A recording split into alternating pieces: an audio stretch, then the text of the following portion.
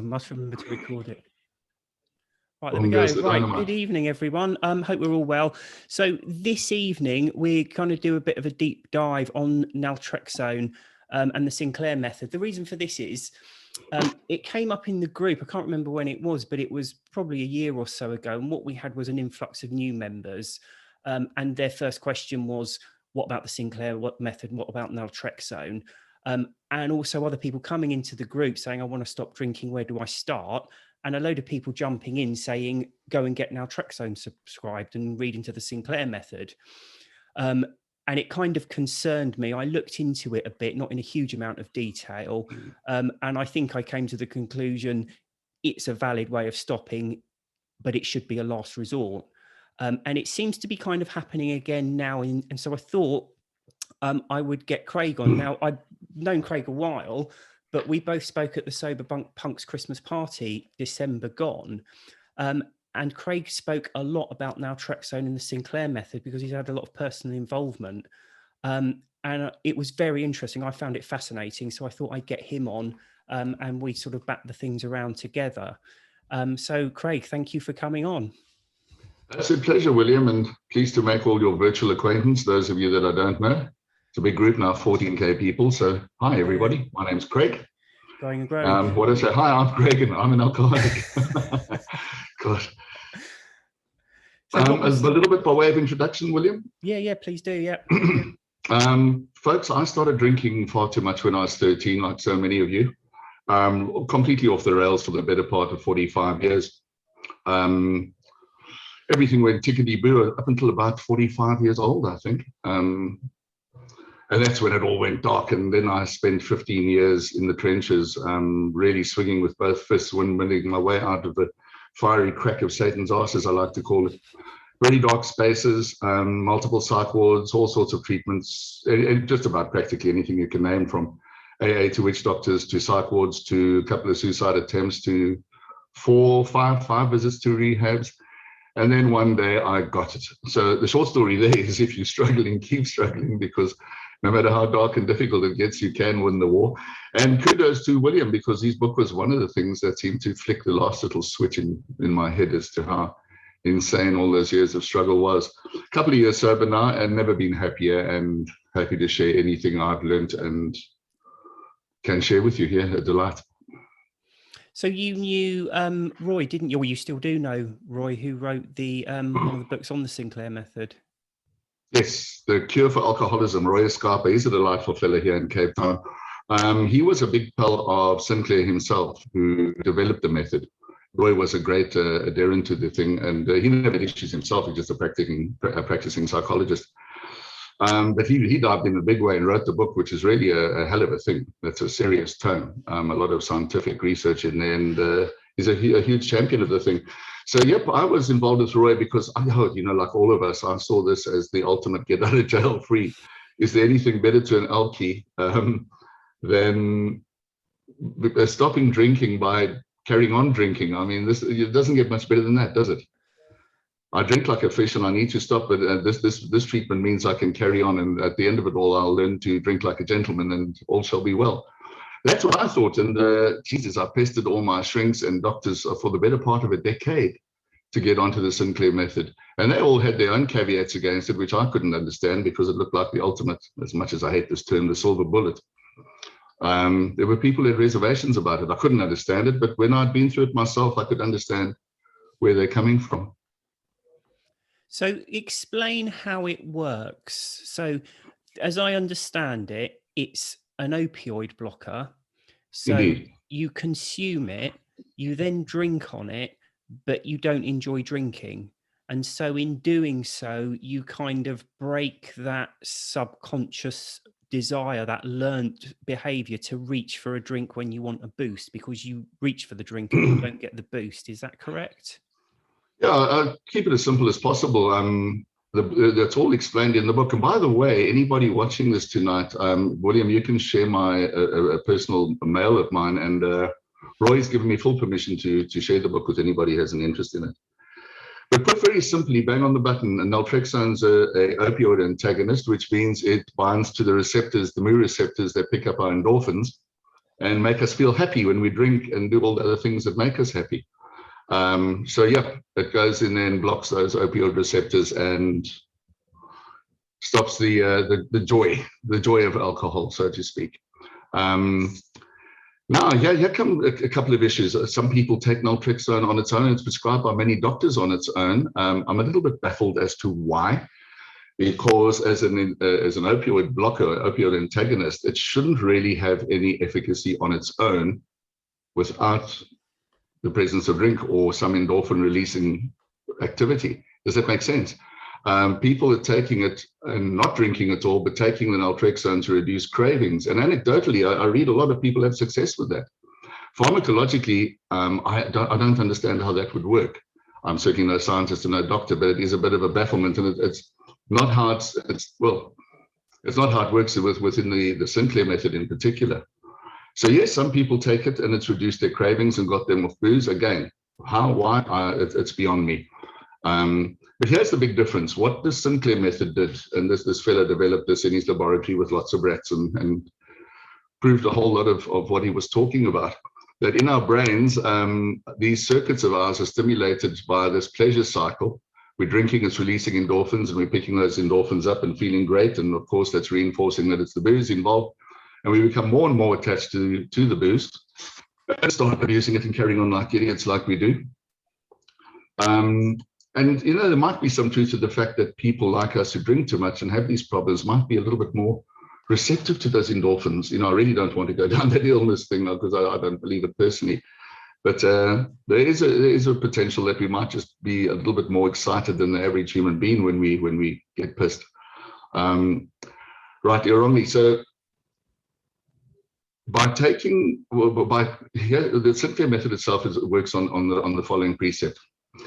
You take the naltrexone, and that blocks your endorphin receptors, which means you're not feeling the jollies. And then you must carry on drinking. Boom, wow. To the average alcoholic, this is like really, really good news. You mean I can get cured by still enjoying a few pots and drinking and carrying on? In fact, I have to drink and carry on? This is a fantastic, fantastic solution. So, of course, my eyes and ears pricked up, and like I said, I started nagging anybody who'd listen to try to get my hands on some naltrexone and put it to good use.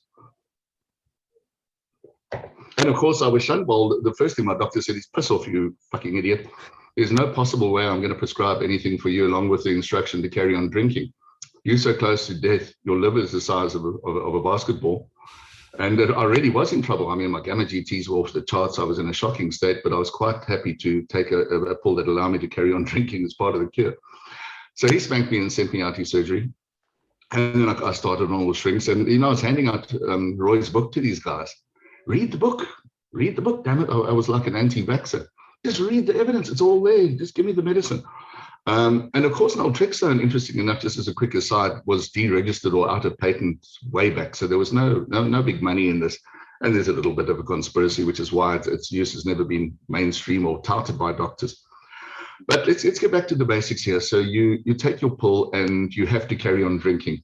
And Sinclair's research indicated that what would happen here is you were repeating the behavior, the naughty, abusive behavior that we do when we drink. You're repeating this, but you weren't getting the buzz. Your brain wasn't getting the stimulation of these wonderful endorphins that it loves so much, that we all love so much.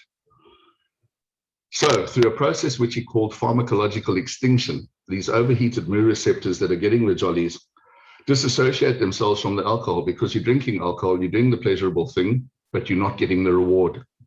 So in the fullness of time, as this progresses and you carry on with that behavior, it removes your craving, it removes your desire to drink. You'd have one or two drinks, can't see the point of it, there's no buzz. What the fuck's going on here? And some of the success stories have been absolutely amazing, from people who used to wallow in buckets of booze, would go down from 16 pints a day to 6 to 4 to 2, and then couldn't give a damn afterwards and promptly gave up drinking altogether. So there's the thing, you know, what do you want to use the Sinclair method for? Do you want to use it to stop drinking altogether? Or do you want to use it to carry on drinking like a lady or a gentleman? Because that's where the philosophical problems come in, as far as I'm concerned. Sorry, I've just done something stupid, electrocuted myself on screen. Let me get back to where we were. So like I say, it took me a heck of a long time to convince somebody to give me the naltrexone, and I eventually tried the method a couple of years ago with fairly deleterious results, I might add, in my instance. So I'll tell you what happened in my case and where it all went wrong. As I said, I tried just about every panacea that I could to try and get off the booze, and that really did include witch doctors at the end of the day, believe you me.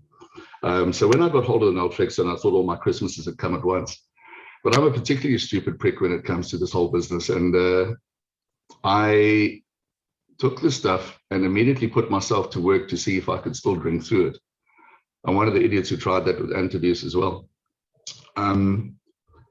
And here's the thing, while it blocks your joy juices, you can still get buzzed mildly, and you really have to get stuck in. I'd line up 6 Jägermeisters and half a dozen pints and chug those all down and wash them up my nostrils with a little bit of Coke or Cat or whatever else I could throw into the mix. And this went on for a while, and I could feel nothing was happening. I was getting no joy out of this, but some morbid part of my personality made me press on. I can't remember how long it went on for, because everything kind of went black. I woke up under a Christmas tree in a puddle of puke, and a person with my teenage daughter trying to put me out my misery with a kitchen knife. It had got that black and dark, and this while trying the remedy that I'd had my eye on for almost a decade. Now, what I want to also just make mention here, folks, I'm sitting in a country here, South Africa, that's just come out of 2 weeks of absolute hell. Our country's been up in flames, ravaged, looting, absolute chaos. So the last thing I want to do is hear more people outside my window with pitchforks and torches. So I'm not here to pillory the Sinclair method. I'm not here to knock it. I'm here to share my personal experience and also some of the philosophical things that really bothered me once all the dust had settled and I'd seen it for what it truly is. So anything I'm saying tonight, take from that point of view that it's my personal experience. I'm not knocking or suggesting or in any other way saying this doesn't work. I do believe it does work. The numbers coming out of it in terms of its efficacy were startling, especially to me in the early days, as opposed to AA or so many of other regimens, whether it's SMART or moderation or anything else, which have very low ultimate cure stats. The naltrexone method, and this was from where Sinclair did most of his research and where it was first applied in Finland. It became kind of the de facto treatment there in the 90s or early 2000s, I can't remember. And that was kind of the result that came out of it, 78% success rate. And the research showed that the other 22% might have some genetic predisposition that stopped the naltrexone working as it should. So there you go. That kind of suggests there should be 100% efficacy with this thing. In reality, that's not really the case, because the one big thing with the naltrexone, let me start getting to the punchy facts here. The one big thing with naltrexone is you have to follow the Sinclair method by the book. If you don't follow it by the book, the absolute prescription of how it should be applied, not only is it not going to work, but it can also be bloody dangerous for reasons that I will fill you in on. So what you have to do with this stuff, you start getting to where it starts, in hindsight, becoming a little bit silly for me. You have to take your pull of naltrexone every time before you drink. 1 hour before you drink alcohol, you have to take your pull. Well and good. You plan it going out to the pub with your pals. You don't have to stand there like a wallflower with a soda water in your hand with lime juice in it. You can actually stand there with a glass of wine and drink it because you've taken your naltrexone. A couple of things start cropping up here. Number one is naltrexone won't stop you getting pissed. You'll start slurring if you drink too much. You'll not be able to drive your car, and you'll have bad breath in the morning, and your eyes will be red, and all those things will still be happening. You get hangovers with it as well, don't you? It's got nothing to do with the acetaldehyde liver process or anything else that goes on with the hangover. It purely stops the blocking of the endorphins. So everything else nasty about alcohol is still going on in your system. This is the first little hint of madness in hindsight. Remember, I was dead keen on this and worked hard to get it down my neck. In hindsight, I could now see where the doctors were coming from. There's something a little bit strange about pouring a poison into your body and taking something that stops the poison giving you any kind of pleasurable effect. Does it make sense? No, it doesn't. Yeah. Completely bananas. You're pouring in alcohol, you're getting all the deleterious effects. Hey, albeit that once you're on Sinclair, there's something seriously wrong with you, like with me, when you still try and drink 10 drinks in one sitting. Ostensibly, it's supposed to, after a glass or two of wine, you're not getting the buzz, and there's just no real reason to pour more down your neck. William, I'm on your side. The wine doesn't really taste it nice, does it? Otherwise, we would drink 10 glasses of it, even if we weren't getting the buzz. But you're not getting the buzz, so you only have 2 or 3 drinks, but you're still ingesting that alcohol with everything that goes with it. Now, from where I sit, if you're going to use this by the book, and you're going to take that one pull, 1 hour every time before you drink, well and good. You're drinking a bottle of scotch a day, you're drinking 20 beers every 2 days, or whatever the case might be. You take your naltrexone, and it drops you down to 15, to 10, to 8. Normally, most of the good results seem to have come out of this after about 4 odd months. You have to keep a little diary and do all the sensible things that one should. But you are merrily drinking, and you're taking a pull, and you've dropped now from the 16 beers to the 12 to the 8 to the 4, and now you couldn't be asked with it. It's not a big thing, but you still like drinking socially, so you take your pull every time you're going to drink that 1 hour before. To me, it became a bit of a plot, number one, because there's nothing spontaneous. It's not, can't we just go settle this over a pint? There's nothing spontaneous like that. It's, oh God, I'm going to go drinking. I've got to take my pull. It seems like we're not in the moderation struggle here and agonizing, but you just got that one extra step. Now I've got to take this pull, and I can go and enjoy a drink and appear sociable and have my glass of wine. But I'm not going to feel nice. I'm not going to feel jolly, but I am weaning myself off the booze. And one of the good things, by the way, is if you seriously fucked up and drinking to dangerous levels, there's no detox. There's no terrible detox on Valium or anything else that you might have to go through. No shivers and shakes, because you are still drinking. And you can slowly wean yourself off as those cravings diminish, thanks to the fact you're not getting any reward from the stuff. So there you have it. And what happens now is, for the rest of your days, for the rest of your life, every time you're going to go out and enjoy a drink, you have to take your one small pull, your naltrexone tablet. And that's, for me, where in hindsight, once again, especially in my own case, it just became a little bit silly. Why on earth would I be going forth for the rest of my days and taking a pull to ingest alcohol that's not giving me any kind of pleasurable effect? Albeit, say you do get a mild little buzz on it. It's different. Honestly, anybody who's watching this, who's taking this stuff, would be able to attest. Now, some people react terribly with naltrexone. It didn't affect me at all. Most people don't, just to the tablet itself. Again, some people take it and their doctors have prescribed it, and they don't suggest that you drink with it. They use it as a panacea to stop all those cravings. And again, anecdotally, there's a huge amount of evidence, whether it's placebo or otherwise. I don't know. And if any of your wise viewers can point me in the direction of some evidence, scientific or pharmacological evidence, that shows Whyte would work in the absence of stimulating any endorphins, I don't know. But there you go. So now you're taking that pull for the rest of your days, William, and I don't know what more to make of it than that. It's a strange one. Again, using it as a treatment to get off booze and stop drinking, I think it certainly has its place. Makes perfect sense. Take your pull, drop those cravings, get yourself off the booze without a serious detox. Get yourself into the space where, like the lucky ones in these groups, you, me, and so many others, have managed to kick this shit forever. Just get off it, put it down one side, realize how bad it is, and sail happily into the promised lands. That's where I am, that's where you are, and that's where the more blessed amongst us are. Yeah. But those struggling who really have to try and get off this without the pain, Jesus, isn't the pain terrible?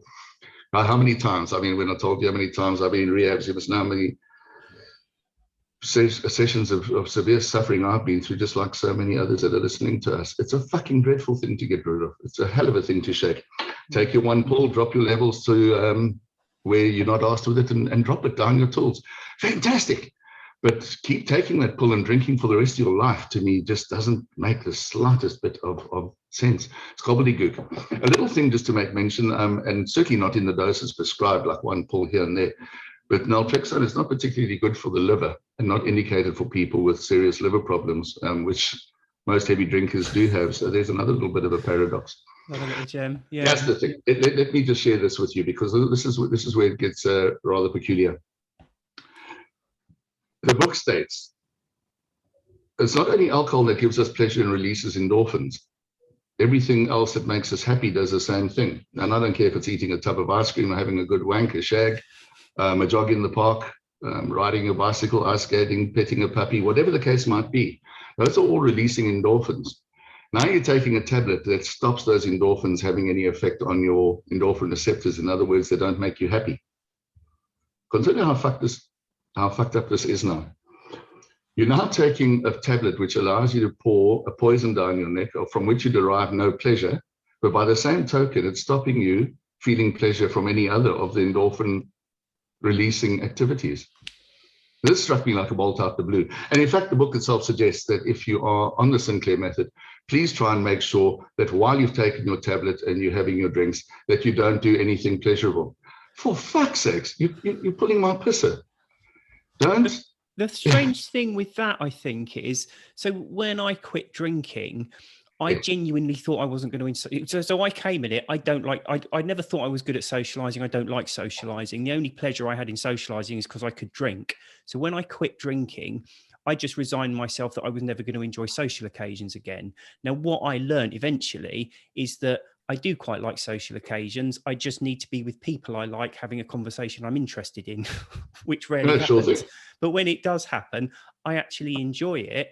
And what I've realized is you get an endorphin buzz when you are socializing. Human beings get an endorphin rush when they are socializing.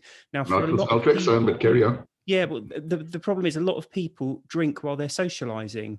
So you're not getting the endorphin rush. So this, again, is one of the things I conceptually struggle with, because for me, getting to what you call the promised land came about from understanding at a fairly deep level what a con alcohol was and how enjoyable life is without it. For example, you don't need it to enjoy holidays, Christmas, socializing, to relax, and all those other things we believe we need it for. And it almost seems like you're putting blockers up, because if you're taking it and then going out to the pub with your mates and socializing, you're not going to be enjoying it as much as if you hadn't taken the pill and just not drunk, because you're not getting the endorphins, or you're not experiencing the endorphins, at least. Exactly, William. Now, if you're sitting by yourself at home and taking a tablet so you can enjoy a glass of wine on your own, that's not giving you any joy at all, gee, then you're worse than me at my baddest hour. Because that really doesn't make any sense at all. So by and large, you would be out socializing or doing something nice. You'd be on holiday and say, gee, I really want to enjoy the show. I want to enjoy whatever's activity. I want to enjoy water skiing, and I'm going to have a drink, but I need to take my pill. Well, damn it, now you've just killed your endorphins for that activity. And honest to God, if you were doing your favorite endorphin releasing thing and taking naltrexone all the time, as sure as beans, in the fullness of time, you're going to pharmacologically extinguish that reward circuit as well.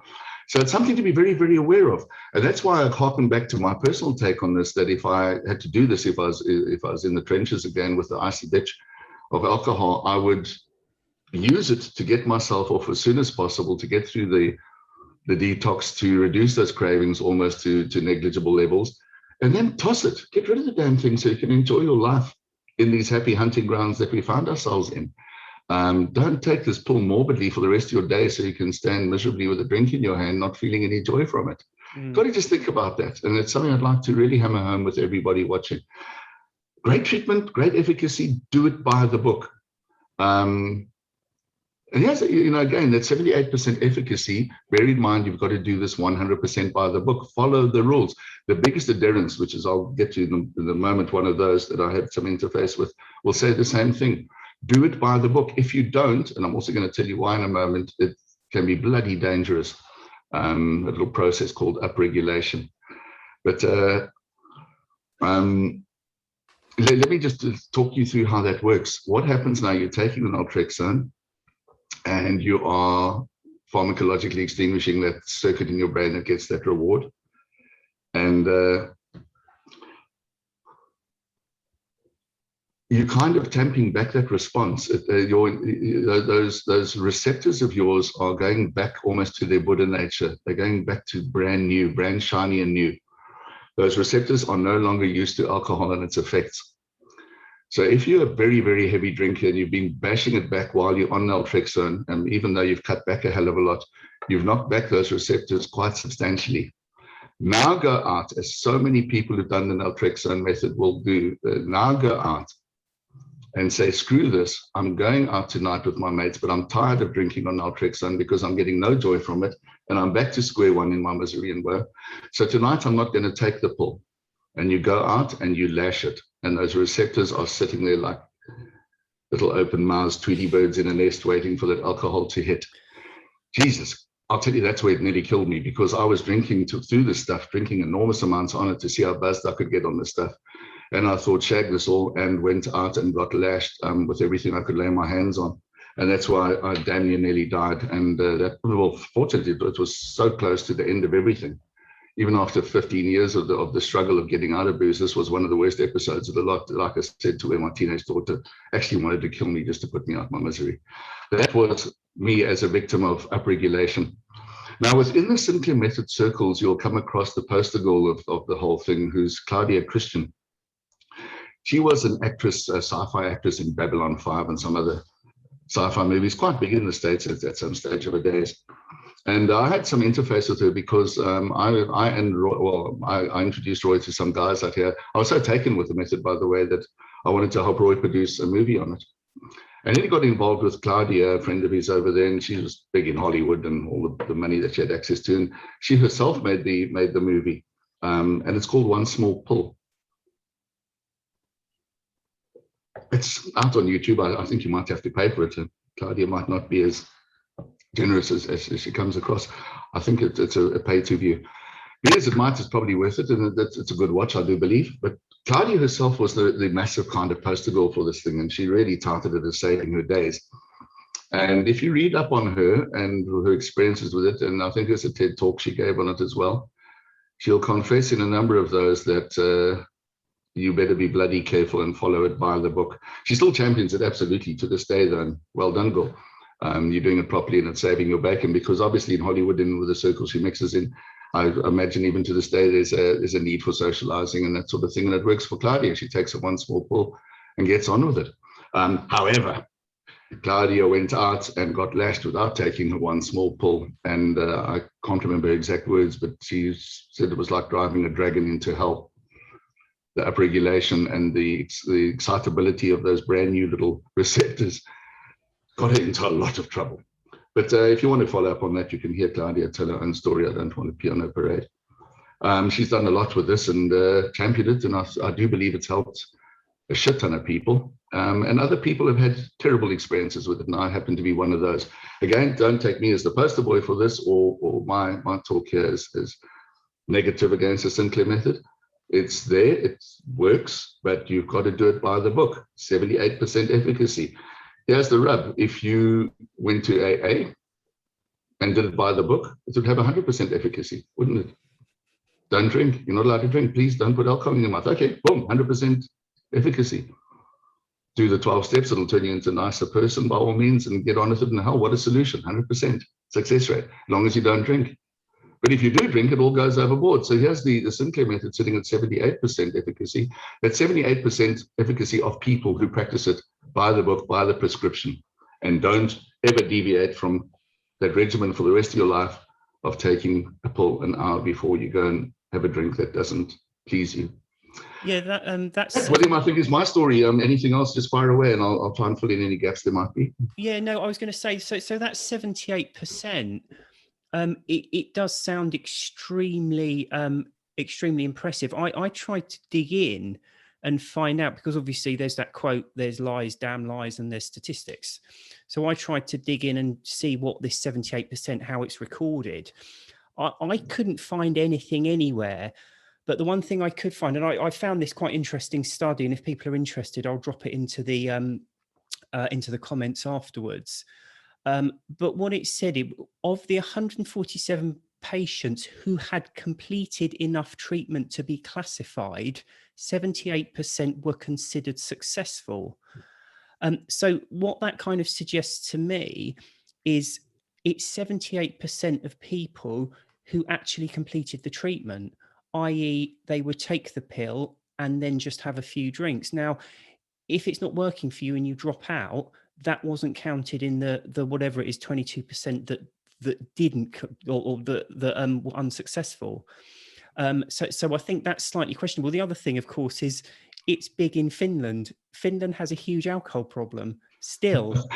So if it's working, why have they still got this massive alcohol problem? The other thing this study said, there's a few points, I'll just mention it because I thought it was quite interesting, because it goes on to, Craig, what you were saying about drinking with it or just taking it to reduce cravings. Now, this summarizes a few different studies that were done, I think mainly on rats. And what it says is we found that opioid antagonists, in brackets, naloxone, nalefene, and naltrexone had to be given in conjunction with alcohol drinking to produce positive results.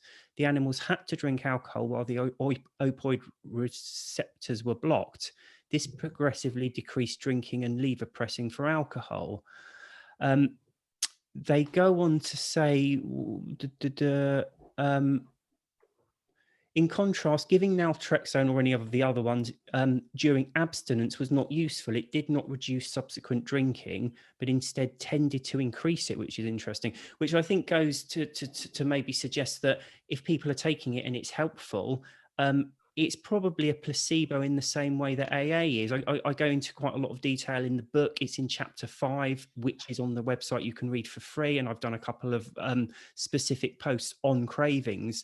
Cravings are psychological thought processes, and there's different ways you can jog yourself out of them. I go into sort of quite a lot of detail about how common sense and application of knowledge can take you out of craving cycles. The other way you can do it is to sort of empty your mind of everything, which is how AA works, because you're giving yourself over to a higher power. The other thing, of course, is placebos, taking something that you believe will help you because suddenly you're not in this self-induced tantrum about whether to drink or not, because you've done whatever it might be to let you out of it. So I think that was quite interesting. The other thing, let me just have a look. There's quite a few comments here, but I think the main thing as well, and a few people put in the comments, is where do you go with it? Because one of the things that was said here about the rats, so in animal studies, drinking was reduced after the end of treatment, but eventually the rats returned to their previous level of alcohol consumption. We believe this is caused by a relearning of the extinguished drinking behavior. And I think that's one of the problems, because alcohol is addictive. Your brain becomes oversensitive to counteract the sedating effects of the alcohol. And when it wears off, you feel unpleasant and out of sorts. So you take another drink to redress that balance. So you either go through the rest of your life taking the pill and drinking, in which case you're not only losing the pleasure of drinking, but you're losing whatever other pleasure you might be having in that situation, or you stop doing it, in which case you're then taking an addictive drug again, and presumably you're just going to end up back where you started from. I think that's conceptually one of the issues I have. Not to say, and again, probably sounds like we're sort of bashing it a bit, but I think the point here is, if it works, it's better than being drunk all the time, but it shouldn't be a first choice. If people are new coming into the group, I don't think they should be referred to this as a first option. I think potentially there should be other ways of exploring it. And Craig, didn't you say that the proponents of the method say that themselves? Well, yeah, golly. When I first met Roy, I had been sober for a couple of years. It was one of my little successful periods. And he said, Craig, by the gods of Pharaoh, don't ever think that you should use this again so you can enjoy a toot, for all the reasons that I've shared with you already. Roy's words to me were, Craig, for God's sakes, you know, as much as I purport this, as much as I push it forward, I wrote the book, for God's sakes. He said it's a last-ditch treatment. It's really not your first point of call. You know, that old yippee, I can carry on drinking and get sober, I carry on drinking. I mean, it's just too good to be true, isn't it? For all of us. I mean, that would be the ultimate. It's not. Roy made it clear that this is a situation for people who've tried everything else in the book. And I mean, some of the success stories have been remarkable with this stuff. There's a pile of them in his book. And by the way, all that 78% research and whatnot, there's chapters on it in his book. It really is a thick and hearty read, and properly put together. Roy's no monkey. But yeah, That's where you are. Again, I think the most important thing I can say is if you're going to use it as a treatment to shake off liquor, a serious drinking problem, and ditch it for good and end up where we are in this happy space, delightful. I don't have any problem with that at all. If you're going to use it to carry on in not enjoying drink for the rest of your life, taking this pill, me personally, I in hindsight now looking back, it just seems absolutely bloody crazy. So no, I wouldn't recommend it for that. Onto its efficacy without drinking and going through the Sinclair method, I'm baffled, and I'm not privy to the comments you're getting there. I'd love to know why, and I would personally put it down to placebo, but there's a lot of anecdotal people who swear by it, prescribed it, and it's worked all by itself. Take naltrexone and don't feel any cravings. Peculiar, but if it works, hey, listen, anything that works for anybody out there struggling, to me, is gold. So let's not knock anything that works. And the Sinclair method does work. You just got to do it by the book and be aware of all those strange philosophical caveats that I've worked through tonight. It feels as well like it's, so for me, one of the big things is not wanting alcohol anymore, but I suppose it's the kind of method where you still want to drink because you long term, you're kind of looking to keep doing it, aren't you? No, I don't think so, William. I don't think it's true. I think the trick with naltrexone is it removes all the pleasure from the booze, just makes it an absolutely futile thing until your brain is actually mechanically changed. Don't forget the Sinclair method is doing a pharmacological extinction. It's rewiring your nut that you are taking this activity, you're not getting the endorphins, it disassociates them. The alcohol is not it's not this crying craving in front of you. You couldn't give a damn with it. Claudia tells a story where every day on Sunset Boulevard, she'd drive past a massive billboard with a big juicy steak and a nice big glass of wine. And every day in the traffic, she would think, God, I would love that steak, but never mind the steak. I'd really love to get my paws on that big glass of red wine. And she said, started the Sinclair method. And one day she was driving in the traffic and looked up there and thought, God, that's a nice juicy steak. Didn't even register the glass of wine. And that's the ultimate, is it's completely extinguished that circuit in your mind to where you don't crave alcohol, you don't need alcohol, it's not doing anything for you, and you go merrily forward. I think it's a wonderful situation. However, if you go out and drink again without it, you're going to end up in a serious pickle once you've been on a treatment, that I can assure you. I wouldn't say if you took naltrexone and went out a couple of nights and whittled your drinking down to a glass or two of wine and then stopped naltrexone and had one glass of wine. But we're not like that, are we? I mean, there's something seriously wrong with all of us. We've got no fucking off buttons at all. So if you're out socially and you've left your pill behind and you're going to enjoy one glass of wine and it turns into a gallon, you're going to get the clobbering of your life. That I can personally assure you, and Claudia would root for me on that one. It's life-threatening. I mean, Jesus, it's like a teenager cracking open a bottle of vodka and pouring it down their necks, never having had a drink before, which it pretty much amounts to once you've completely recalibrated those receptors in your brain. So no, everybody, in contrary to what you said, it does actually reduce the cravings by all accounts, and you can move forward without that heavy burden of those cravings. But then leave it. Fuck's sake, get on with your life and enjoy everything this incredible universe has got to offer. Don't take a pill so you can go stand there with a glass of wine in your hand and not feel any effects from it. I honestly, again, in hindsight, can't believe how stupid I was, thinking that would be a wonderful solution. Come on. One of the things I think I struggle with as well is I can kind of understand how, like on a subconscious level, you can stop wanting alcohol, but I think it doesn't necessarily deal with, let's call it, the idyllic situation. So, a lot of people would struggle with the concept of going on holiday, sitting out on the balcony at the end of the day and not having a drink. I don't really see, and I suppose this is one of the other things. So for me, one of my big triggers with drinking was a bad day at work or an argument with my wife or something, and I would want to get drunk. Now, you're having to, what I think I would be doing is just thinking, I'll skip the pill. I won't bother with the pill. And it's almost like, if I've got the willpower to take the pill, why would I not have the willpower to just not drink in the first place? Because I was drinking the alcohol for the effect. The pill was removing the effect.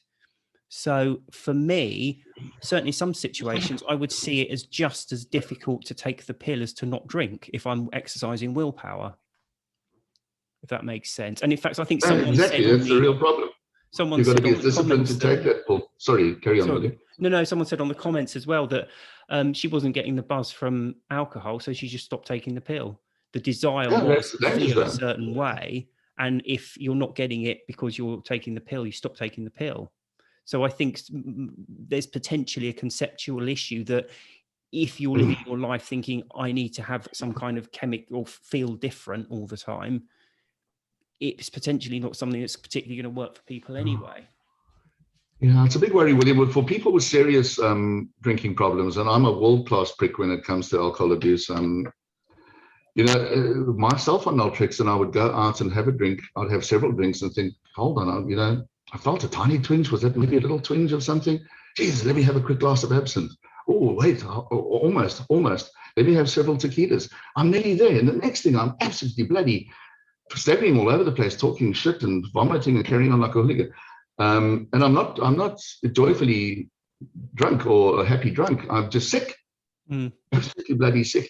But the problem is anybody who's got a serious drinking problem invariably will be almost tempted to go that route when they're out socializing, having a good time, and the booze is not working. Shit, our brains are wired to say drink more. But I believe in practice with people who are more intelligent than me that you actually just sensibly cut back down to nothing. Okay, let me just repeat that if you're going out and you're drinking to crazy levels to try to drink yourself through this damn thing, get past the naltrexone, and then you do that without taking it, you are really putting yourself in peril. It is incredibly dangerous. Upregulation is not mentioned enough in the book. It's mentioned only in a tiny little paragraph. And I've taken Roy to task over that. And he's agreed with me that it is seriously undermentioned. So, yeah. Okay. But he's a fantastic chap, and I promise you he wants nothing but the very best from all of this. And he's really championed himself, put a large portion of his life to getting this out there. So, to due respect to the fella, if you're going to do it by the book, make it happen. Just follow it religiously and get the benefit that this can give you, because it is there, it's real, it works, it's proven. Just do it properly. Excellent. Thank you so much, Craig. That's been brilliant. I hope that's useful for everyone. It is a valid method. It's not a silver bullet. It's like a tool like many others. If it's working, then keep doing it. And it's better to be doing it than to be drunk all the time. But as I say, it's not a silver bullet, and it should be a last resort. So Craig, thank you so much. That was really interesting. I think people will have taken a lot from that. Absolute pleasure, everybody.